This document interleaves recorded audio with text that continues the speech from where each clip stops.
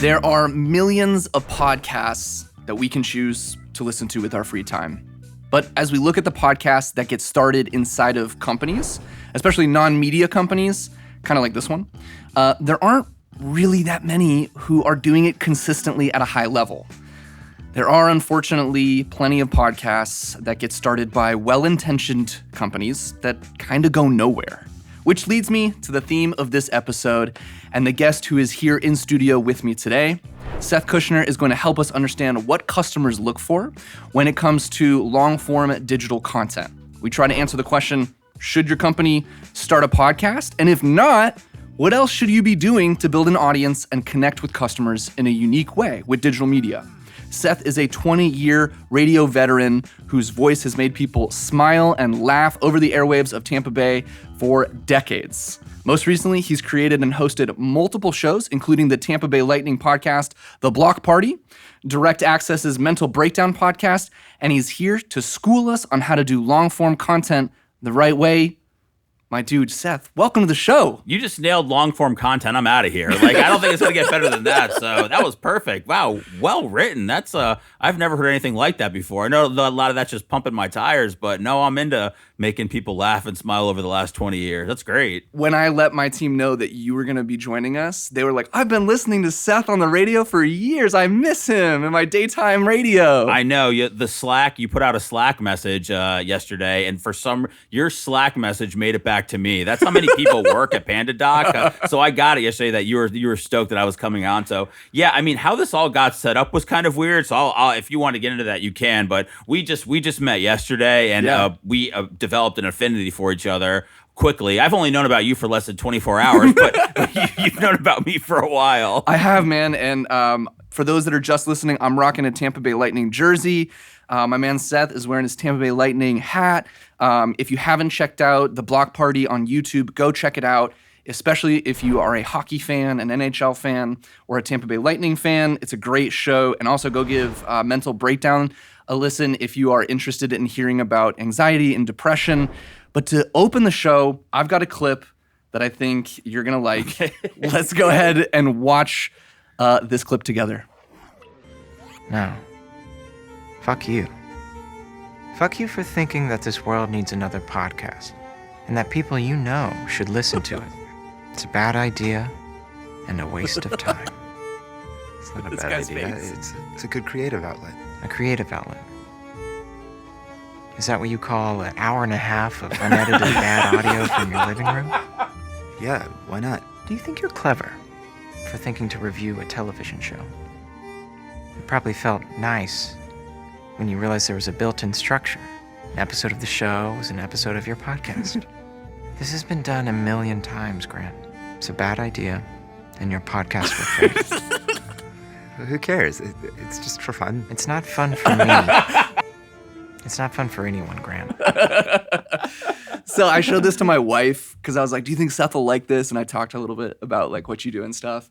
And she was just like, this one's pretty funny. Okay. And wow. she was like, this is how a lot of people do feel. Yeah. Just so you know. Like, yeah. That's I feel both sides of that conversation, by the way.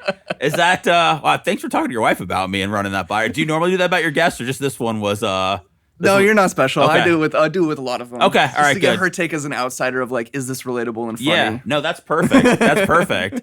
That's how a lot of people feel. I kind of here's my thing on podcasts, just overall, and I've compared it to this for a long time, and I think this hopefully can make everybody kind of realize. I compare it to being in a band and creating music, and I mean everybody is in a band. Everybody thinks they can be a rock star. Yeah. And how many people are willing to go out there on tour? How many people are willing to play every single night and do all the dirty things that it takes to be, a rock star? This is just about like, hey, I put something up on Spotify, 1 million people hear me, somebody signs me. Like, that's not how it really works to like develop yourself as a band. So when I started in radio, I saw how bands could kind of work their way up. So that's how I see it with podcasting. Like, you can start it, but it just depends on how seriously you're going to take it. I mean, do you want to make money off it? Do you want to just have fun? There's so many different things. There's bands out there. There's cover bands. There's bands that just want to go out, play the weekend. There's guys that want to, do it as a career. So that's kind of how I look at it. So I don't know if you would ever talk anybody out of starting a band for a career, but if somebody wants to just do a little podcast for fun, it's probably going to suck. But if you're having fun, why not? Fun for who, Seth? Fun for, you know what? Nobody is going to listen. Most of the time, no one's going to listen to your podcast. And I appreciate you talking about the block party that I do. My family doesn't listen to it. My family doesn't listen to this either. And I'm offended, to be honest with you. Same. My wife... Feelings are hurt. Yeah, my wife checks in every now and again on a bigger episode. And I wish I had the support. I've talked to people, like, I wish I had the support people closest to me, because how can I expect complete strangers to embrace me when my closest people don't? But I've just learned about podcasting, and maybe it's just us, or maybe it's overall, but your family doesn't give a shit, okay? No, they don't care at all. My family cared much more when I was on the radio. I was a much bigger deal to them when I was on FM than I am right now doing a podcast for the Lightning. So let's go right into section 1 with this. How do you know if your company should start a podcast?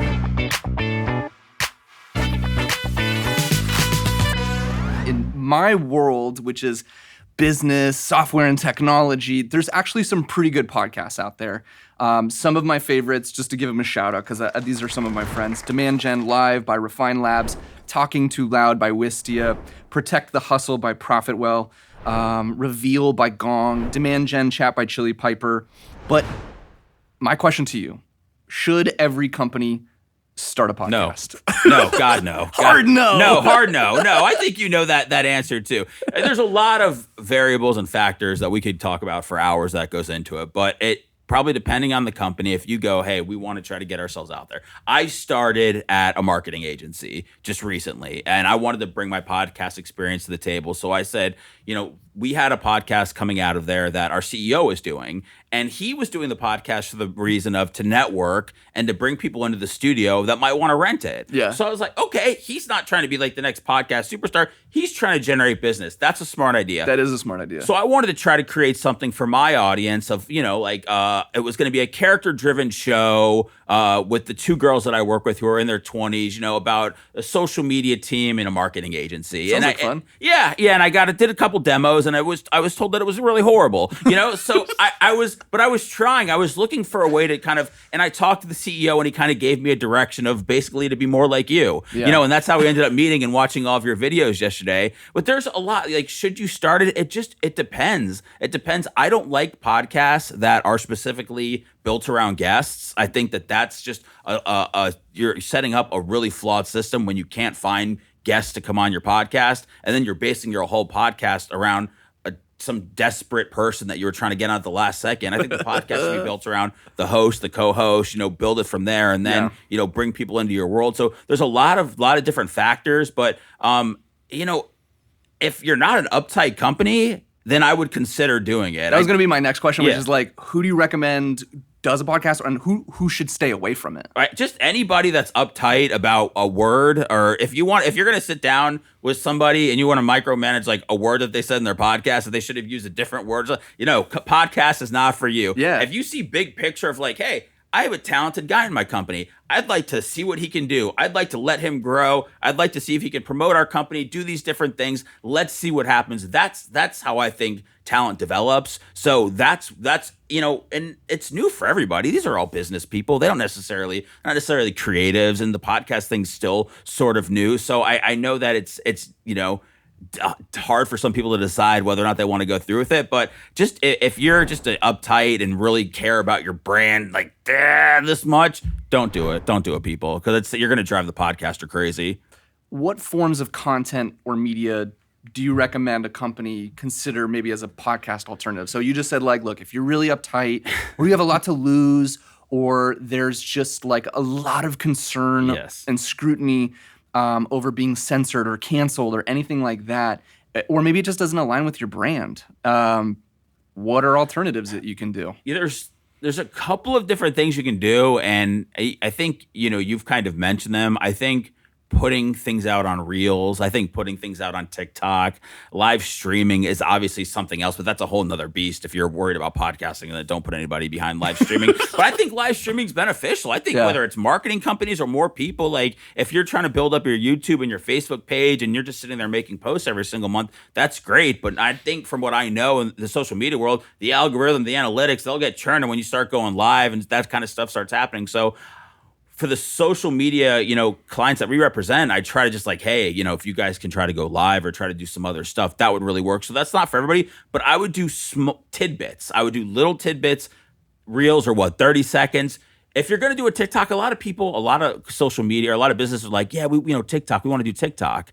And I go, okay, are you going to dance like an idiot on TikTok? Because that's what takes off. If you're just trying to promote your whatever you're selling on TikTok, I don't really think that's what it's for. Yeah. You want to dance like a moron like everybody else. Yeah, you might take off. So it's what are you willing to do when you go on these, social media forums? Like, what are you trying to accomplish? So I recommend those as just kind of like short form content before you get into anything bigger. But podcasting, if you sit down and record an episode, sit down, and if nobody likes it or you hear something and there's potential, go with it. Give somebody a chance. But I just don't think if you're a company that is worried so much about your brand and how people see you and what's out there, it's not anything that I would probably pursue. I think I agree with that. And I think a good way to get started with it is just poking around with short form content.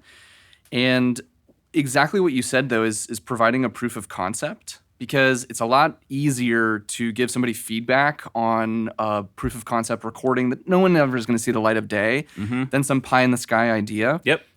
So even if it's harsh feedback or really critical feedback, I think it's worth getting it before you piss off a lot of people. Well, I thought publicly. I'm kind of in the spot where I think a lot of the stuff that I do is good or good enough, and maybe it is, maybe it isn't, and I'm not. I don't get a lot of feedback in the things that I do. And if I do, it's positive. But I got negative feedback about the podcast I did for my company, and it led me to meeting you. It led me to being here today. And I'm sure, I feel, we talked about it yesterday, that we already feel a big time bro connection between us. So, who knows where this is going to go? But look, who knows what comes out of doing things? Who knew that me coming out of doing a podcast that I thought was going to be the next big thing in the marketing world? It's not. And now I'm sitting here with you learning how to actually do a marketing type podcast. So this is perfect. This is all working out. I love it, man. It's a beautiful thing. It is. It really is. I want to talk and switch gears a little bit about your years in FM radio, because that's where I feel like you have so much experience and knowledge that a lot of companies that are trying to get into podcasting, they're lacking this knowledge. They are. And the guys don't listen to the man. You guys are lacking that knowledge. You guys don't know as much as you think you do. Because you listen to the radio and you listen to podcasts does not mean that you know about them. Let's put that out there. So, all right. So I want to play a clip where you recently interviewed the GM of the Tampa Bay Lightning. And I thought you did such a great job, especially in this specific part of asking him a follow-up question. Let's go ahead and watch it together. Because you were listen, I was scared to come in here today to interview you. I've interviewed you the last 2 years over Zoom, obviously great endings. And then today you came in here very upbeat, and so I'm not as scared, but I want to know, are you putting on a little show for us and are you suppressing? There's a little bit of that. I'm not going to lie to you. But at the same time, I'm a little exhilarated by the challenge of winning the next cup. So that's what's on my mind these days, and all the decisions that we're making are geared towards increasing our odds of winning another Stanley Cup in the not too distant future. We have an incredible core of star players that are still in their prime and will be. Some are just entering their prime, some are in the middle of their prime, some are probably closer to the tail end of their prime, but they will still be productive player for many years to come. We hope to capitalize on that nucleus of high-end players at premium positions to bring back another Stanley Cup to Tampa Bay. No, let's keep it going, man. Just want to keep listening to you. Yeah. I don't normally watch those back, but that was that's a big one. So I appreciate you playing that in the compliments, really. Dude, yeah. I mean, look, at the end of the day, I watched this episode and I was like, I just love the way you reframed the question by doing what the salespeople in my world call double tapping. Whereas like you kind of forced him to touch on his own emotions. I think that's just a really solid interview skill.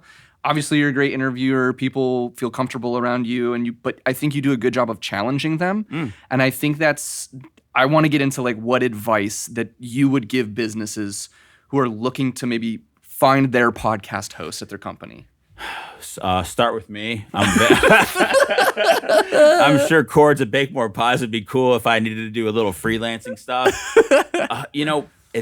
It's tough, and I don't know how you even really start the process, to be honest with you. But you got to find the right person. You have to find somebody with experience. You have to find somebody that's willing to go through the process with you. And businesses, the problem is that a lot of them want to just figure out how to make money right away. It's like, how do I make money off this podcast? And that's not normally, there's different things you can get out of doing a podcast. Like I said before, whether you're trying to network, whether you're trying to bring in business for your studio, whatever that may be. So it's tough to say, because I know there's all these different agencies out there. It's like, oh, I got podcast hosts and I got this.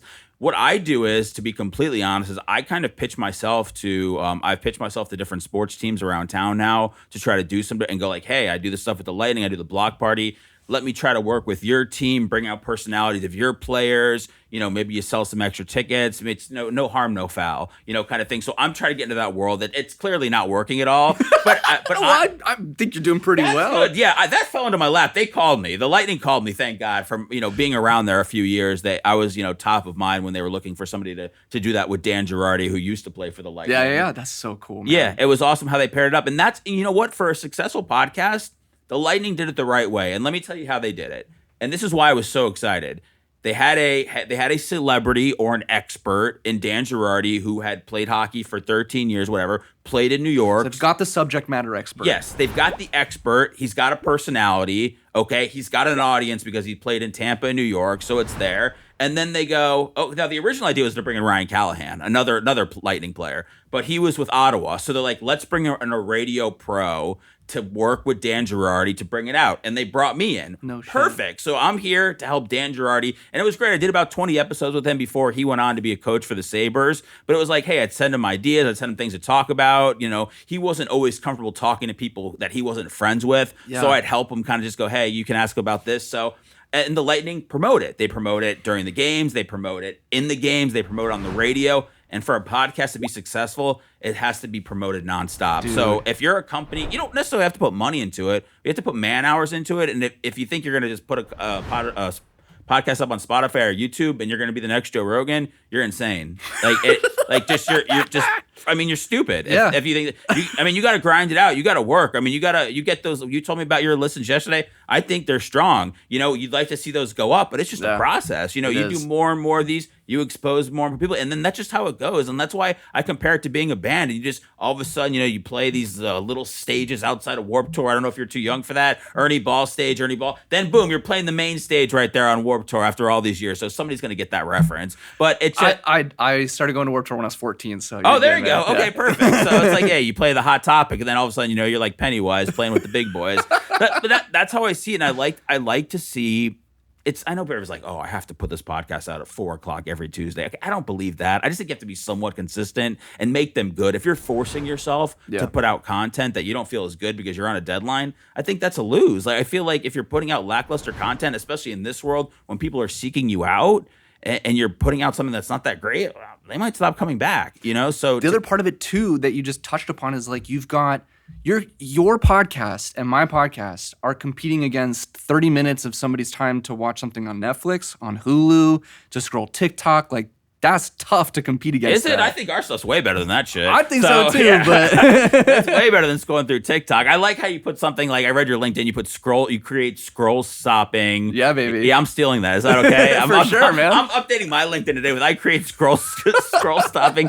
It's all listen, all the creative corporate buzzwords. I told you, like, I'm not a corporate guy. I'm trying to be, but I want to learn that from you. All this stuff, double tapping. I didn't know what that meant. And all these cool acronyms. Yeah, like you're like, oh, you're double tapping. I didn't know what that meant. So I thought it meant like backtracking, but it kind of, you're kind of you're going back to that same question you asked them, but just rephrasing the question to really pull it out of them. That's what I just try not to let people off the hook in there. Plus I hate silence from being on the radio. A dead air freaks me out. So even 1 second where I'm interviewing somebody, they don't say anything, I feel like I have to fill that time up. So I'll fill it up by reiterating the question or just going based off how they feel. That was a weird interview to do just because we were sitting right next to each other, but he was looking at the camera and I was looking at him. So he was not looking. He was, as you can see, I'm turned to him the whole time and he's not looking at me. So he's a pro at doing press conferences. You are not. Yeah, no, he's just, and that's how he wanted it. And so I'll do it however he wants.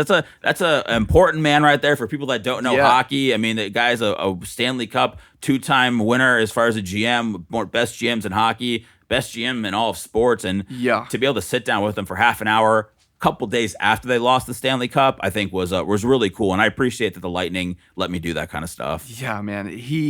I loved as well though the like banter where you were like, we completely redid the studio because you said our studio looked like trash. I was dying. He did. Well, he walked in. He walked in, and I've actually pitched the Lightning on using other studios and stuff. But the room that we've used for the Lightning, it's essentially a storage closet. It looked like it. It was hilarious for your first couple they're all in there. And for people that for people that might not know, like there used to be an indoor football team called the Tampa Bay Storm. There was an arena football league, and we're in the 90s, and we're like in their old storage closet. So it's like sweaty shoulder pads. There's like Vazzy's old sweaty goalie There's pads. kind of a charm to that, though.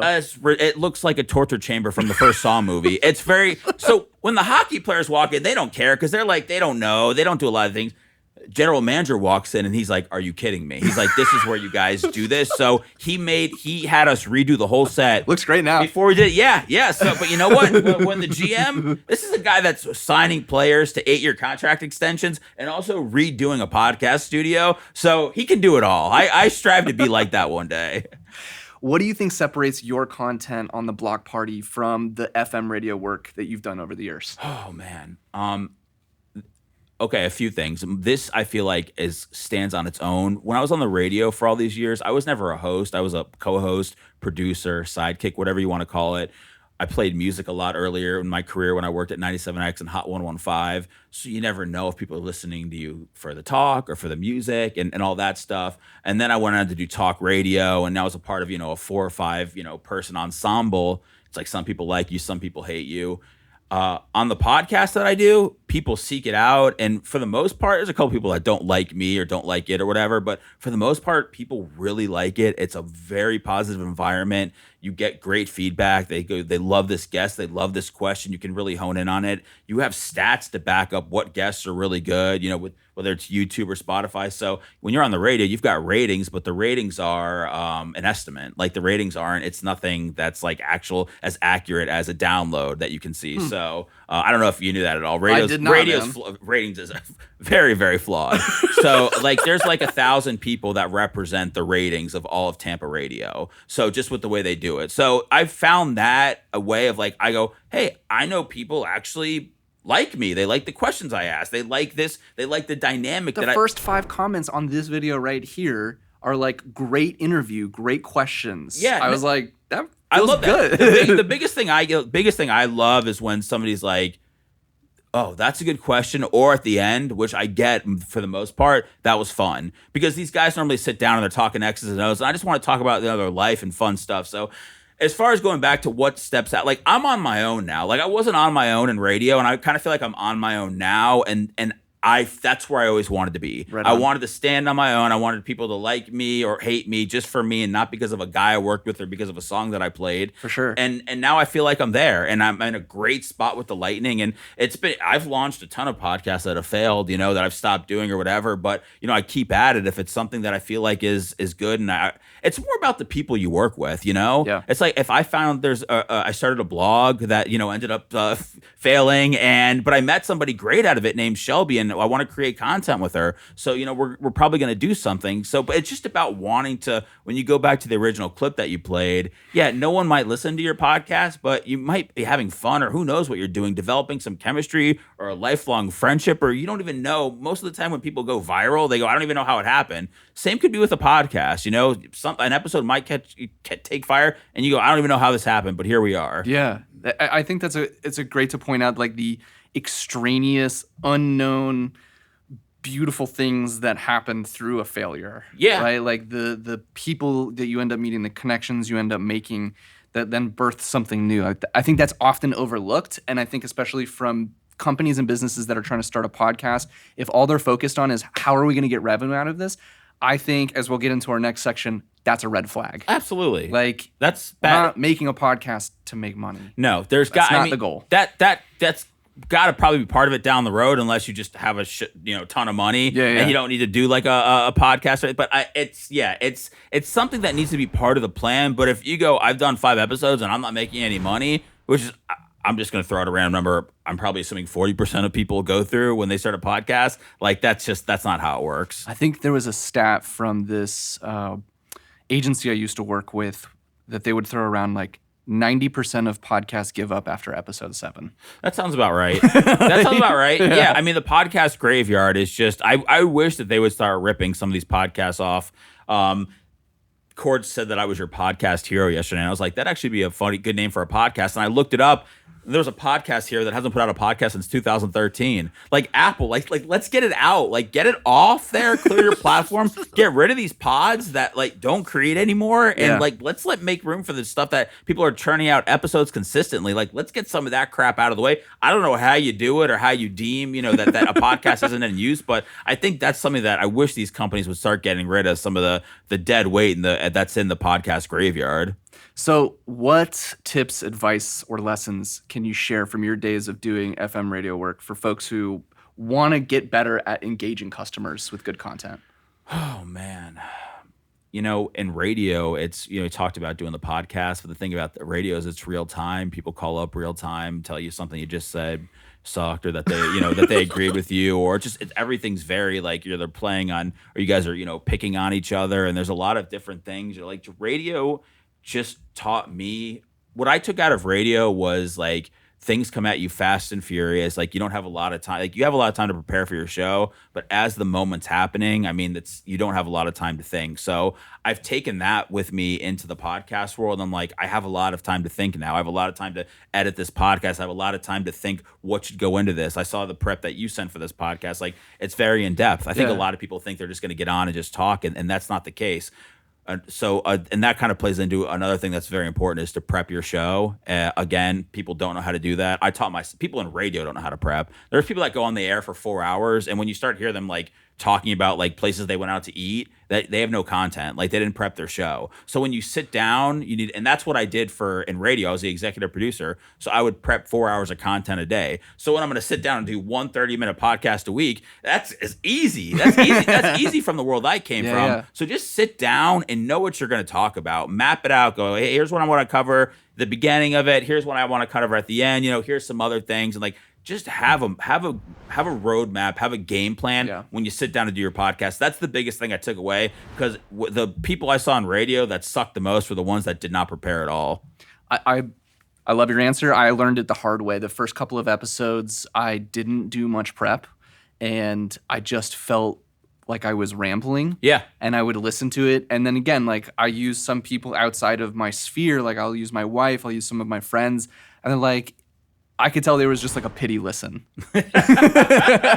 And then, but once I started to map out how I wanted the conversation to go, and again, it doesn't necessarily mean we have to cover every single thing, but I do think one of the lessons here is just like, don't just write down the questions you want to ask. Have some filler stuff, have some like points you want to articulate, have maybe some media you want to share. There needs to be more to it. No, there does. And like you said, so, you know, when I was talking to the general manager of the Lightning, I was like, hey, you know, how are you feeling right now? Like that wasn't anything I wrote down, but that was like part of a question that I asked him. And then I was like, are you suppressing your feelings? I didn't have that written down to ask the general manager of the Lightning if he was suppressing his feelings. That wasn't on my list of questions. He wouldn't have approved it. Right. Well, maybe not, you know, but I was like, that wasn't on my list that, you know, a few days after they lose the Stanley Cup to go, are you suppressing? But I also didn't expect him to come in as cheery as he did. You know, I think he had the Nick Paul contract locked up. So I think when he came in there. So, you know, it's just, you have those things that you do prepare. I called it, and I think some people call it scripted chaos, where you can have like a game plan, but you also go, all right, if this goes off the rails and it's good, okay. But if it doesn't go off the rails, at least I have a plan right here that I can follow through with, and we can, you know, hopefully get through a good episode with it. I love that, man. That's great. That's great advice for folks. Scripted chaos. Yeah, I don't know what I heard that from somebody before. You're like, I stole that from somebody. Yeah, I did. It's probably the name of a podcast somewhere. So, all right. So we're gonna take a brief break. When we come back, we're gonna play a fun game called Red Flag, Green Flag. We will be back in just a second.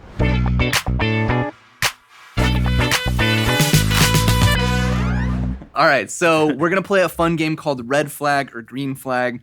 And basically, I'm going to list out 5 statements. You're going to tell me, is it a red flag, as in like... Are these political, or what are we getting into here? It could be anything. Oh, God, I'm scared. No, man. It's all about what we've been talking about, which is podcasting and business podcasting. All right, because Snooki's in the news today, so I don't know if we're going to have to cover that or not. And a green flag basically means like, yeah, that is actually something that would be great for me and something that I would like look for. Okay. All right. So I'm going to just say them. You're just going to write down your answer. We'll go through them. Oh, and then do I not show you? Do I have to wait until the end? you're going to show the camera at the end. At the end, okay. And is this okay that way that I wrote this out? I have not, my penmanship's not Dude, you're good. breaking all the rules. Am I? Just Okay. give up. All right. Red flag, green flag. All right. All right, let's go. Let's do First this. statement, red flag or green flag. We have a CEO who is a really big personality and would be great to listen to. Oh boy. What happens if you mix red and green together? Oh man, that's a tough one, man. Okay, hold on. All right, you got it. Yeah, okay. All right, number 2. We want to create a really niche show that addresses our expertise. We want to create a really niche show that addresses our expertise. Wouldn't it be easier just to have the colors of these and I just mark down the color red, green? Why are you trying to produce my show? I'm just asking. I'm looking for ways to improve it here. You get a couple of Christmas colors in here. We're rolling. All right, go ahead. Our company has a small marketing team of 3, but we want to start a podcast. Our company has a small marketing team of 3, but we want to start a podcast. Okay. Number 4, we want to jump onto someone else's show as co-host to dip our toes into podcasting. We want to jump onto someone else's show as co-host to dip our toes in podcasting. Is that the call that we made to you yesterday? Is that what we made it sound like? Oh boy. Number 5, we think podcasting is too much. We'd rather do TikToks and Instagram videos. We think podcasting is too much. We'd rather do TikToks and Instagram videos. Okay. All right, so let's go back through. Number 1, you said red flag or green flag? Do I show? You can show us. I'm sure going to show all of them now. Just Is show that them okay? all. Let's go through them. Number 1, you said yellow. Yellow. I've got yellow. All right. Yellow. This is the most interesting question that you could ask. Okay. About a CEO that has a massive ego that wants to talk and thinks that people want to listen to him or her. Yeah. That's a great question. That's 50-50 for me. I'm in if somebody's got a big personality that I'm like, this person's entertaining. Mm-hmm. You know, if a CEO comes to you and like, I want to do a podcast, maybe that's a red flag. But if there's CEOs that are interesting, that have, are characters, and that that's how they've been able to get there. So, that's kind of like a case by case basis. That's why I said yellow. Sometimes, yeah, it's the worst idea ever. And sometimes it's something worth exploring, It's maybe it's an idea like I come up with for my CEO and I'm like, hey, maybe you do this podcast, and maybe his ego starts to inflate because he's getting listeners and he gets people come in there. Maybe I'm making my boss feel good just because he started a podcast, and then that's great for me. So I can't give a clear answer, but that's such a great question. It could go either way. Where do you come at on it? I love your answer, man. I don't think I would change it. Okay. I think it goes either way. Okay. All right. Good. All right. Perfect. Number 2, we want to create a really niche show that addresses our expertise. You said green. All Green. right. I'm all about it. I just think niche or niche, whatever. I don't know the proper way to say it Same. again. I always struggle. Okay. I think that's green. I think a niche is the world you have to live in for podcasting. And was this the one with three marketing people? Or that was number 3. That was number 3. Okay. Which you also put. I also put green. All right. Green. Yeah, I like those. I mean, I like Scrappy. You can get it done. We want to give it a shot. Like, we have people. It's not like, hey, I'm one guy and I just listen to the Joe Rogan podcast and I can do one. Like, you go, hey, we've got some people. We want to try something out that's niche or whatever. Like, let's give it a whirl. That doesn't hurt at all. Like, that doesn't cost anything but your time. True. To potentially come up with like the next great piece of content for your company. So I'm all for that. Number 4, we want to jump onto someone else's show as co-host to dip our toes in podcasting. Red. I don't know how you invite yourself on someone else's show. What are you talking about? That's what you did today. Well, I knew that's why you asked that question. I was aware. I'm just messing with you. I know. I invited you onto the show. It was this is like an arranged marriage, which much more awkward.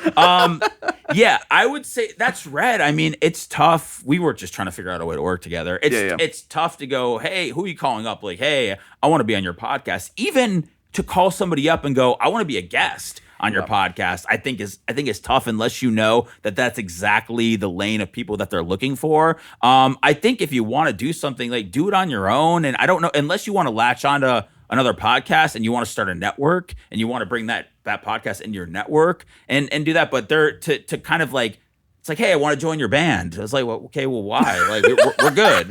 Like, we're man, can I hop up and sing a couple songs? I was like, no, I play the triangle. It's like, we don't need a triangle player, dude. Like, we're cool. So get out of here. Like, that's like that would be, I would just say, just do it on your own. Don't try to invite yourself on this podcast like I did today.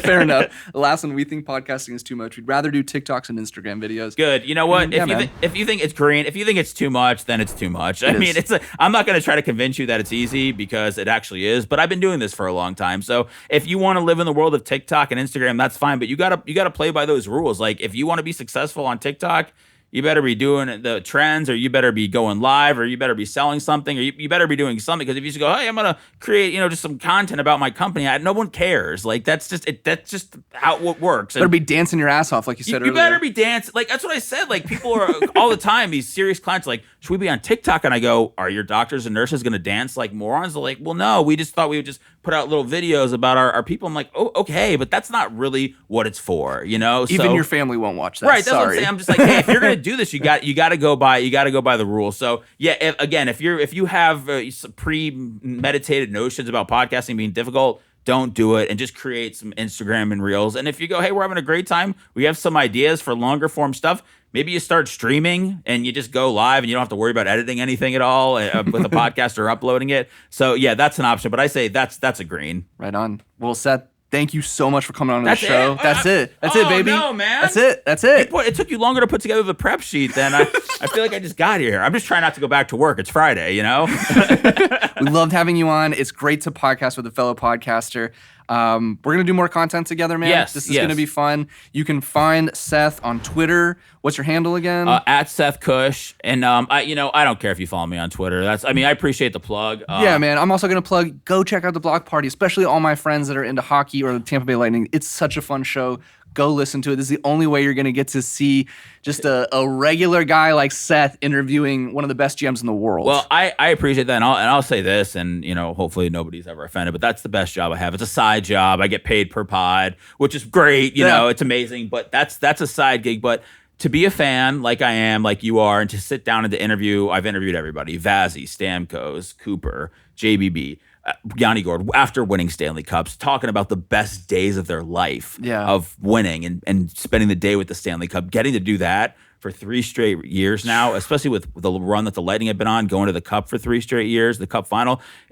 It's just, I'm getting goosebumps. Like the people I've been able to meet, the things I've been able to experience. I'm just telling you, not to brag, but just as a fan, I'm very appreciative of where I am. And every year I pray that it comes back. Like that's why I'm like, please watch it. Please go do anything to it. Subscribe, because like I want this to come. I love this so much. Like this would send me into a spiral if they're like, yeah, we think that we're about done here. But we did I think this was our 110th episode. Holy so shit, man. Yeah. I didn't realize you'd done that many. Wow. We started 2019, and then when the pandemic happened and there was no hockey going on, I still did a show every week. So I essentially was podcasting for a whole year. I did about like 49 episodes that year. Damn, that's almost one a week. Yeah. That was tough. I was doing other jobs then too. But yeah, it was great. This the fact that the Lightning had enough trust in me to give me that. The Lightning, we can talk about all these other businesses and stuff. I think they're a borderline $1 billion, organization, or hundreds of millions or something like that. And to let me sit down with, the faces of their team, it's just special, man. And I look forward to more of that stuff happening in my life. That's why I continue to seek it out with other sports teams, because I want more of it. So I'm just trying to go after it. And that's why I called you today. Let's make our dreams come true. Dude, you are living my dream. Thank you, everybody, for listening to the Customer Engagement Lab. We'll be back in a couple weeks with another episode. Hope you enjoyed this one. Deuces and peace out. Thanks for listening to the Customer Engagement Lab, brought to you by PandaDoc. If you liked what you heard, please subscribe to our YouTube channel or connect with us on LinkedIn. We love to hear from you and what you think of the show.